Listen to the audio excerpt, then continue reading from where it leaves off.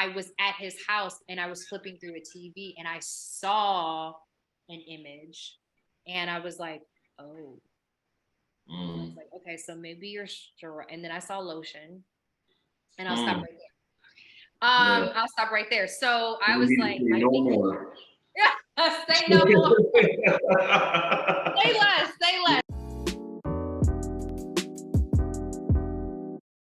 So I found him on Instagram and I loved his post and I said, oh man, this would be such a great guy to talk to and just share what he's been through. And he has counseling and I'll definitely link everything he has going on. All right, so my name is Caleb Harris. I'm out here in Connecticut. So I have one ministry that I'm very passionate about. It's called Choosing Your Freedom, which is basically a ministry that helps out with men who are dealing with porn and sexual addiction. And most importantly, I've just been walking with the Lord for the past 2 years now. I'm just very thankful and just also just thank you for having me. We'll be talking about lust. So that's been a topic that's been brought up multiple times, and how to conquer lust in pornography. Like if you're struggling with this topic, I've mentioned it my testimony before, but this is going to be a great dialogue. 2 Samuel chapter 11. So David and Bathsheba, right? And so I'm just going to read just a few verses here. It says, in the spring at the time when the kings go off to war, David sent Joab out with the king's men and the whole Israelite army. They destroyed the Ammonites and besieged Rabbah, but David remained in Jerusalem. One evening, David got up from his bed and walked around the roof of the palace. From the roof, he saw a woman bathing. The woman was very beautiful, and David sent someone to find out about her. The man said, isn't this Bathsheba, the daughter of Eliam, and the wife of Uriah the Hittite? Then David sent messengers to get her. She came to him, and he slept with her. She had purified herself from her uncleanliness, and then she went back home. The woman conceived and sent word to David and said that I am pregnant. I'm going to stop right there. So like my thing is like for a man to just say, hey, this woman is attractive. Like there's nothing wrong with saying that like this woman is attractive. Like there's nothing wrong with that because like men and women do have sexual desires, but then it starts to get really blurry when we start looking her up and down and starting to do all these other things and the constant DMs and she's already blocked you and now you're trying to stalk her and do all these other things and then it goes into lust and then more perversion and then just pure creepiness to be honest, and then it just starts really polluting God's design in general because like I'm a firm believer of like I tell guys and just tell younger guys too in ministry like look listen like if you find a woman that's attractive like that's okay, that's a good thing, there's nothing wrong with that, nothing perverted with that. But however, if she's not interested, you have to respect her wishes. You have to respect that she's not into you because there's so many guys out here that just, unfortunately, just can't take no for an answer. And then they start trying to do all these crazy things and all these perverted things as well. What we're growing up, how was that conversation about girls and just women and how to interact with them and what was healthy, what wasn't healthy? Yeah. Yeah, so it was a lot. Like a lot of guys in my family, me, my dad, and my grandfather, they all battled with like the spirit of lust. So basically, they looked at women as, the higher the body count, the better it is. And I remember, growing up as a kid, not having my father around and not really seeing a lot of men around as well. We were kind of just a bunch of young boys just trying to figure it all out. And obviously, we respected our moms, but like we knew our moms had. They wanted to do what they wanted to do, and they were just trying to do the best that they could do, trying to get us more male mentors and stuff like that. But I just saw those guys as just regular people. I mean, yes, they said a couple of good things here and there, but yeah, they obviously talked about, finances, money, and, cooking, cleaning, taking care of your mom. But like the conversations I wish I had was like, look, listen, like this is exactly how you treat a woman. Like, don't listen to everybody else. Like if you like this woman, it's okay. Talk to her, go on a date, and most importantly, follow God's design. Hey, we'll bring you to this church right here. Instead of, always being told like, oh, you have to get with this girl, have to get with that girl. Like I could have just saved myself a lot more trouble. And then, yeah, it was one of those things where I was just basically a product of my own environment and I had to learn how to escape. This is what someone said. As a man, I find it hard to find accountability. What should I do to get help? Accountability. So, yeah, it's one of those things where I gotta ask that guy, like, well, brother, look, have you been actually open and honest with people? Because with accountability, especially when it comes to this lust thing, is that I've seen two type of guys. I've seen guys who say, all right, look, listen, this is what I've been dealing with. And I see guys who they basically wait to the last minute and then they end up messing with an old girl and then they end up cheating on her and lusting after like pornography and just messing with all these women. And then basically they wait to the moment where they basically almost lost everything. And now they want to hold themselves accountable. So my thing is, when it comes to accountability, you have to just start today. Like, you have to find somebody. I found it at the church, but I had to search out the church. I had to ask God, like, okay, God, I need to be finding like a biblical based church of like solid men of God who are actually, walking the walk and talking the talk. Because I hate to say it, but there's some Christian men out here, they got skeletons in their closet. I'm just being real about it. They got these skeletons in their closet, and then they end up looking like a goofy on the news, cheating on their wife or something like that. And that's just what happens. It's because they didn't have an accountability group. So basically, in general, what I'm trying to say is that you got to find someone who's really walking that walk and talking that talk. So I found about 5 people because I was tired of myself hiding with secrets. And there was a time I was looking at porn. There was a time I was looking at casual sex and, just hanging out in bars and clubs, just acting crazy. And I was like, if I really want to change my life, I got to develop the character of God. And that's what you really need to do. Like, when you really want to develop the character of God, I truly do believe this. God will put people in your life to hold you accountable, but you can't be in the ego trip just saying, well, I'm not going to say nothing. I'm going to keep quiet. Like, you're going to have to let this guy basically check you if you acting crazy. So I'll ask you this, because you said you have 5 people you kind of hold yourself accountable to. Did you ever start off on that journey and you found someone you realized, nah, this ain't it? And then did you keep going? Because I think sometimes I've talked to people, they're like, yeah, I tried that whole accountability thing, but the person, I just couldn't. And then they quit. And they're like, this ain't for me. So how did you just found your 5 people, or what was that like? So I had to feel them out. That's just it. Like, I had to feel them out. And basically it goes back to like how I grew up as a kid. Like, I've always had like really big trust issues because, I'm a domestic abuse survivor and a sexual abuse survivor. So like, obviously in the mind, you have trust issues just with people in general. So if somebody does something that you don't like, you're just like, I don't really want to be with that. But the more and more I started getting closer to God, I just started realizing that, there's people out here that just, we'll do you dirty. There are people that just, you're like, I'm not really feeling this person. So it took me a while, but I was feeling these people out. And then, for like the next like year or so, that's when I just started to just say, okay, look, listen, I'm gonna start getting serious. So it took me anywhere between like 6 months to a year to like find this group. And like, it's just solid 5 people. I can trust them with my life. They ain't got loose lips. They don't gossip or nothing like that. Cause there are some men of God who do like to gossip.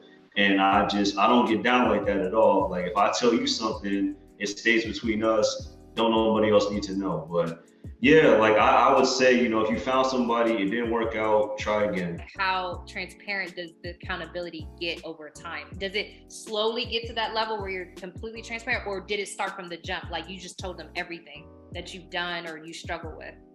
So yeah, it depends on the guy. Because some guys, I've learned some guys straight up, they don't really tell me a whole lot at first. But like after like a couple of months, 6 months to a year, it's like, all right, look, listen, come on. I saw the way you was looking at old girl. Like, you can't hide no more. Like, stop it. Like, what's going on? Like, cut it out. Like, I've caught a couple of guys doing this a couple of times, and it's the flesh. But like with me, with my own accountability partner, like before I came to Christ, I was a broken man. So like, when I finally found people after like about 2-3 months for myself, my own personal experience, I started opening up. I was like, all right, look, there's this girl, like, I really like her. Like, what should I do? Like, it was crazy. I was joking with one of my friends. He's a youth pastor. I was like, man, God done took all my game away, so I don't really know what to do no more. So like, what should I do here? And he's like, well, look, listen, like, it's a different game. Like, basically, Caleb, just follow God. And like, I looked at him, I was like, you crazy? Follow God? that's all, but that's what I would do. Like I would follow God. Him and I would do Bible study with other people. You know, I started being around him. Then I found other men of God as well. And then now I started to realize what he was talking about. And he's been married now for about a couple months, but he courted this woman for about a year. Like they didn't kiss, they didn't do none of that. And like I could tell by looking in his eyes, like he was serious about it. So I was honestly just learning from him and other people. I know you got this accountability, but how do you actually avoid lusting and then getting yourself in sexual temptations? So yeah, well, my thing is it's different because like I was before when I started doing addiction coaching, I was basically I was working in teaching, and obviously this predominantly female, and I myself I had rules. I was like, I'm not gonna get myself caught up in no mess. They ain't gonna get old boy on the news saying he was doing this, that, and the other. Nah, I'm not getting like that. So my thing was when it came to the lust thing, I was always like, hi, bye, kept my conversations very cordial. I never had any of these women's phone numbers. I would like, if I needed something from them, I would email them. I never spent time alone in a room with them. And people will probably think that's extreme. I don't care. It was one of those things I was like, I want to keep myself out of trouble. I want to just follow the righteous path. I mean, there was a situation where a woman was trying to come on very hard on me, like just saying a lot of very sexualized things. And I was just like, I don't get down like that. I'm practicing abstinence right now. Shut it down immediately. Like my thing is like, don't open up a door because it's going to be a lot harder for you to close it. I mean that with pornography. I mean that with the bars, the strip clubs, all that stuff. I got rid of all of it. I said, I'm not going to stay here no more. I'm going to push myself to leave my house. Like, instead of always being on the internet, I'm going to start reading more books. Like, basically, you have to flee from all kinds of sexual immorality. Like, you can't play around with it. Because, like, a lot of guys, they got one foot in and then they got one foot out. And I could tell, like, you can't get none against me. Like, I'm not trying to shame you. Like, I'm not the principal or anything. You know, I'm just trying to help. But, like, as you said earlier with accountability, I get how a lot of guys can be like, oh, I don't want to be held accountable because they think that you're trying to be their dad or their principal or something like that. It's like, I'm just trying to keep you away from sin, but I'm not trying to force you to do nothing that you don't want to do. So if you want to go to this strip club, if you want to go to this bar, this club, and this nightclub, and you know those are your triggers, then I would advise you not to do it, but you are a grown man and you can do what you want to do. Yo. Was there anything you did drastically to kind of help yourself to like, all right, no phone, no, like, was there anything, or you've seen clients like you when you did your consultations, like what you recommend them do, have boundaries around pornography? Yeah, so like with my personal boundaries when it came to like pornography and how I've been free from it for a year, and like how I was free from just having like regular casual sex for 3.5 years, like for me, I knew I just had to take a stand. Like with my phone, practically speaking, there's still a blocker on there. I don't get tempted, but there's a term called spontaneous recovery. So basically, in summary, spontaneous recovery means you get real comfortable and then you say, oh, I'll just look at a little video right here. And then all of a sudden it's more videos. It can start off with something that's like a little soft porn, like IG or whatever the case may be. And then it can spiral into porn. And then all of a sudden you're trying to get some woman on the phone to do something that you ain't got no business doing. And then there's a whole bunch of other stuff. There were just times where basically I knew I just had to go to bed early. Like I'll put my phone in a whole nother room. It was one time I was using an alarm clock when it was really that bad. I made sure that I was always like busy, staying out the house. I'm a writer, so that really helped me out as well. So I was basically just writing. I journaled everything I felt. If I felt really, really tempted, I called my accountability partner. There was a time I was in celibate recovery. I was very real with those guys. Like I just told them, hey, look, listen, I had to slip, and they didn't judge me or nothing. It was just basically, you had to slip. We pray for you and then we move on. But like practically speaking, that's what I would tell the guys. It's like, look, listen, you got to get something on your phone to block this stuff. Don't be playing around. Don't uninstall it. Keep it there. If it's password protected, give me the password. And I'm not giving you the password because I don't want to see you stumbling into sin. So with that, it's those boundaries, you know. You got to basically also with Instagram as well. If she's one of those models or OnlyFans accounts and stuff like that, you need to get away from there. you need to stop following these women because it's going to tempt you, make you lust even more. And honestly, just in general, the internet and pornography, it's really giving guys very unrealistic expectations of what a woman even is. And that's the problem with men and women now, is that when we have this spirit of lust and they have these dating apps nowadays, and it's just swipe right, swipe right, swipe right. I personally believe that's too much exposure when you've been battling pornography. So a lot of guys will take that advice, some won't. And again, I'm not forcing anything about anybody's throat, but it's like, if you want to be free, sometimes desperate times call for drastic measures. And that's the way I look at it. Is there anything that you now do that is just like routine for you now, if you ever fall into sin?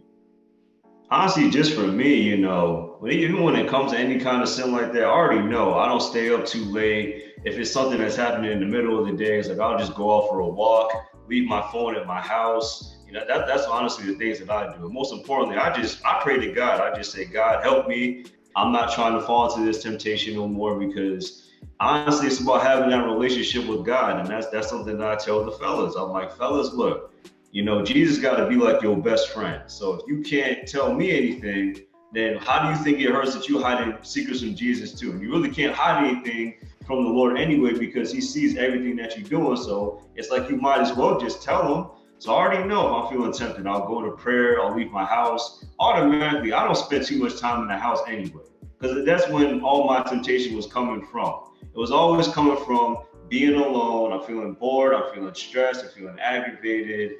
Things aren't going the way I want them to. I want that release. And so I'm in my house, I'm by myself, and I'm trying to tell myself, oh, well, nobody will see, and none of that stuff. I said, I'm not playing around with this. God is going to see it, so I'm not playing around. Like, did you know certain triggers, or did it take time for you to understand what that looked like?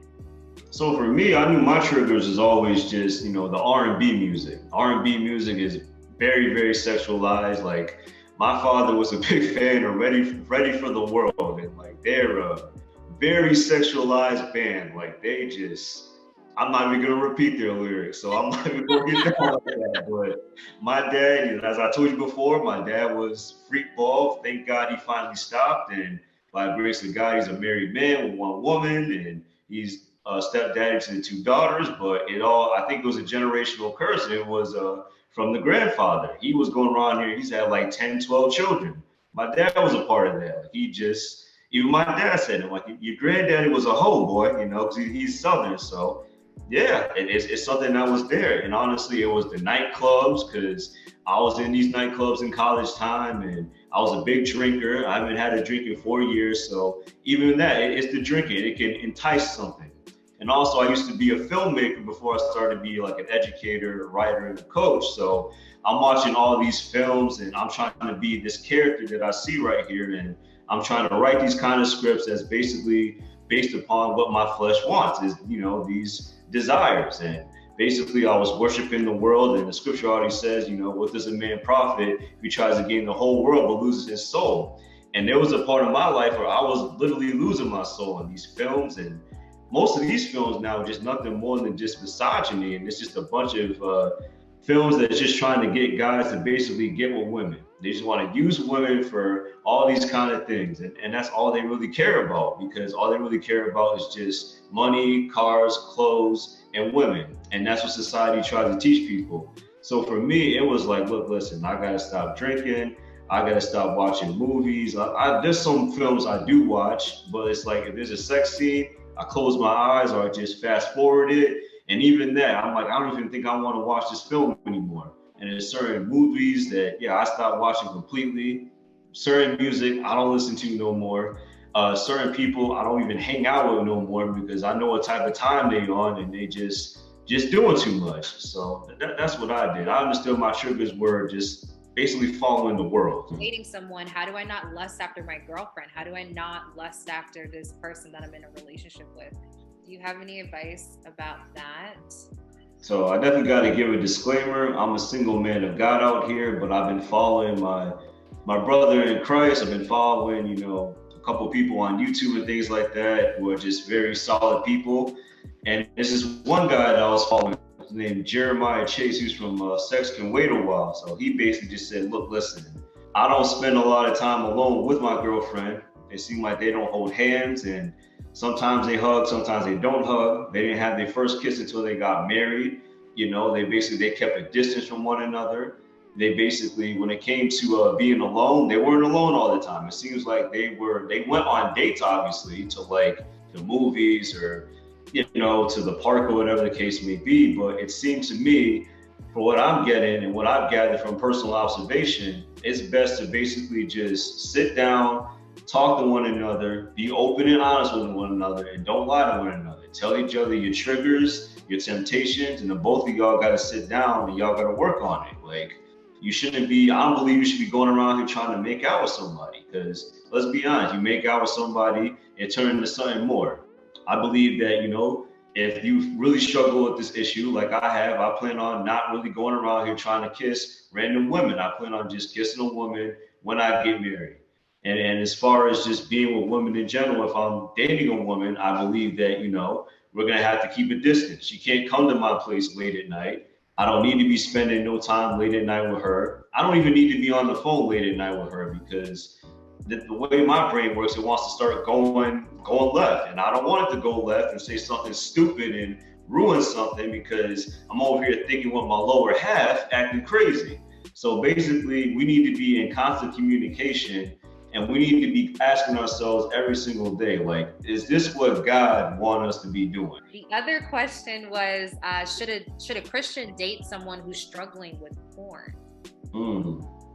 I'm going to say no. Yeah, I'm just going to say no, because I believe that, I believe, you know, obviously the single season is rough. I mean, we battle with, you know, lust, temptation, sexual desires. I mean, the list goes on and on and on, but I believe if this person is struggling with porn, like, you should just remain their brother or sister in Christ. Like, you should just sit down here and encourage them to get healing.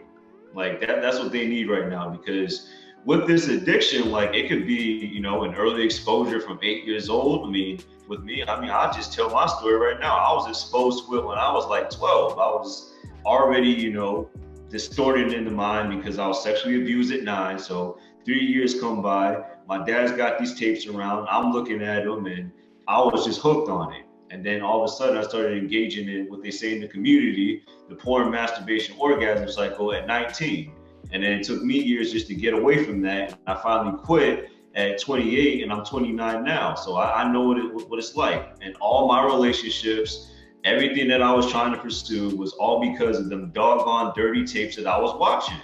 And I didn't want to admit it to myself. I wanted to hide. I wanted to live in darkness. I wanted to suffer in silence. And, you know, that brother or sister in Christ, you're going to have to take that time. Like, there's a reason why I stopped having sex 3.5 years ago, and really just overall started my sobriety journey in 2019. I decided to take a stand. And I'm not trying to be rude when I say this, but many Christians are not taking a stand. There's something going on that they have not addressed, and they're going to have to address it, because there's plenty of examples of these men cheating on their wives, and they say, oh, I found him looking at porn. And then what happened is they never talked about it during the courting stage. They never mentioned it. He tried to bury the secret. He never got delivered, or he never had any kind of accountability, which we've been talking about earlier. So no one was able to tell him, like, bro, when's the last time you looked at porn? Like, that's what I ask guys. Like, when's the last time you looked at it? And they'll ask me, so you think I should get married? You think I should be dating? I said, brother, you haven't even gone through day 7 without looking at porn. I'm not trying to shame you or nothing, but right now, this is a stronghold on you. And this stronghold needs to get delivered, because if you bring this into the marriage bed, you know, your woman is going to start feeling very, very different about you. And you're going to start trying to get her to do things that, let's be honest, she don't feel comfortable in her spirit doing. Like, one woman DM'd me about a couple months back. She said, and this is her boyfriend.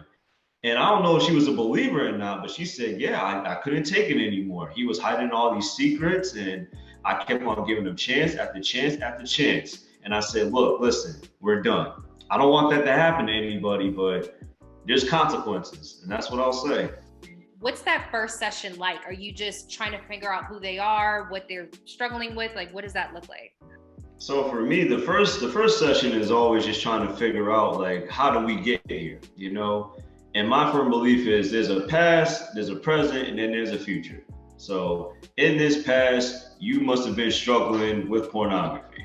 Right now in the present, we got a gap. We get like this. Say they got exposed to it at like 8, and now they're like what, 28 years old. So there's like a 20-year gap of the reason why you've been in and out of porn, and you just can't let this stuff go. It's been going on for 20 years. So that's what we've been trying to figure out in the session. So obviously, I had to figure out how they got exposed to it, why they even keep doing it now, like what's the reason behind it, and most importantly, I try to go with practical application and also through prayer as well. Like that's what I believe in. I believe in the power of prayer, but I also tell that guy, I say, hey, look, listen, you're gonna have to develop a relationship, a foundation with Christ, because if you don't do it, if you keep on keeping all these secrets, it's going to be a lot harder for you to get married, or just most importantly, just as men in general, like men respect other men who are just confident and just hold themselves up like this. I've noticed that many men who have this issue kind of stay in the corner, make less eye contact, have really bad social anxiety, which if you have really bad social anxiety, you're not going to be able to go up to the top and do the things that you need to do. So it's like you want to be like a lawyer and you walking around all timid and whatnot. This person is not going to really trust you to defend them, and they're going to go find somebody else because that's the way their business works. So yeah, it's one of those things when I'm talking to the guys, I'm just trying to tell them, like, look, listen, today is time to take a stand. You're free. It's time to start following God. So I just pray that whoever needs this, no matter when they watch it, they'll reach out to you. Caleb, let them know how to contact you, and what do you have anything else coming up? Yeah, so basically just right now I decided to get back into spoken word. So I did do a performance on, I believe it was Sunday, right? So that's something that I'm going to be trying to explore more. And I'm also going to be looking to get more into public speaking because I can't just be behind the camera all day. I'm looking to just basically take this message out to the public. So that's what I'm really going to be doing more of. And you can really just find me at Caleb Harris, author, which is my Facebook page. On my IG, you can find me on A Man Named Caleb. But if you just have like a basic Google search, you type in Linktree, which is liktr.ee and /CHARR8. You'll find all the stuff that you need. If anything, brothers, please book a coaching. Stop suffering in silence. Please put your pride, your ego to the side. I'm only here to help. That's all I'm trying to do. Yeah, it's amazing. Go definitely follow him on Instagram. If anything, I promise you'll be like, yeah, I think I want to talk to him, because that's how I got pulled in. I was like, this man is just dropping gems. So simple, but so good. So good. Thank you so much, Caleb. This meeting is being recorded. I didn't even know it does that. Yeah, it does that, yo. Blah, blah, blah. It's not that bad, and all that kind of stuff too. Yeah, also, it's funny you said that. Like, I don't go to the gym anymore either. I actually work out at my house because your boy was lusting. I mean, that's just what it was. Your boy was over here lusting and wasn't actually trying to work out anymore. Like, yeah, I would look away, but it's like, this is just getting to be too much. The gym the other day, and this girl was wearing these cootie shorts where you just, the cheeks are, I was like, and she had a personal trainer, and I was like, how is this man focused on her? Well, he was respectful, at least from what I saw. I was kind of peeping over, like, I wonder if he's going to be a perp. He wasn't. He was very, look, girl, do rep 10, and she was very much, I'm like, did you really come to the gym, cut open, the butt out? I said,